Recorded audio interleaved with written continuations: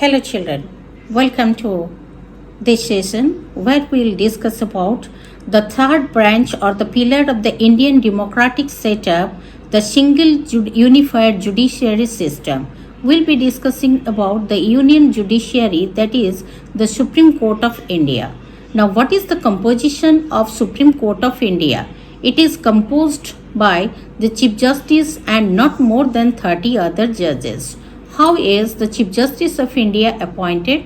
The Chief Justice of India is appointed by the President. How are other judges of the Supreme Court appointed?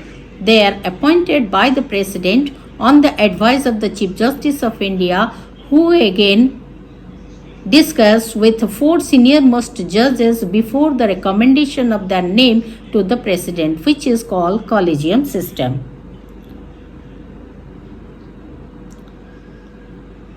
What is the term? What is the term of the judges of the Supreme Court? They hold office till the age of 65. That means the judges of the Supreme Court retire at the age of 65. What are the qualifications to become the judges of the Supreme Court? No doubt, must be a citizen of India, must have been a judge of the High Court, of any High Court, at least for 5 years, or practice as a lawyer or advocate for 10 years. Must be a distinguished jurist in the opinion of the President. That means can be a law book writer. Okay. Now let's discuss the functions of the Supreme Court, its original jurisdiction. What do you mean by original jurisdiction?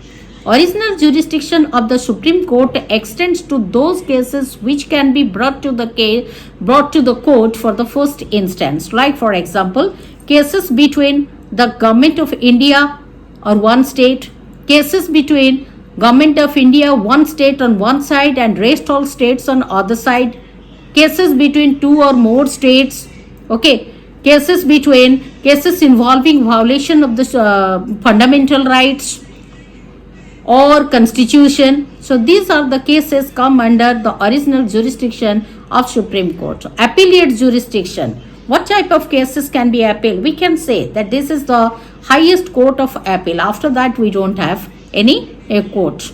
Okay. So what type of cases can be appealed in the Supreme Court?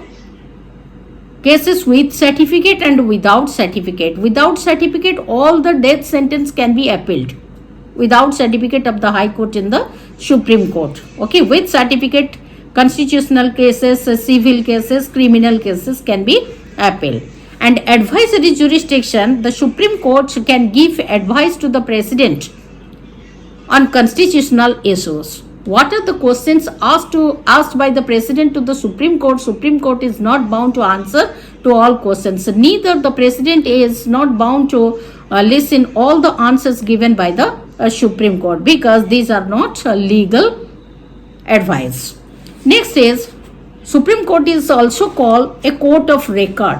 Whatever the decision or the judgment given by the Supreme Court are act as precedents or testimony. That means the same in case of a shame case, same judgment will be given by the subordinate courts, Supreme High Court or district courts. Revisory jurisdiction.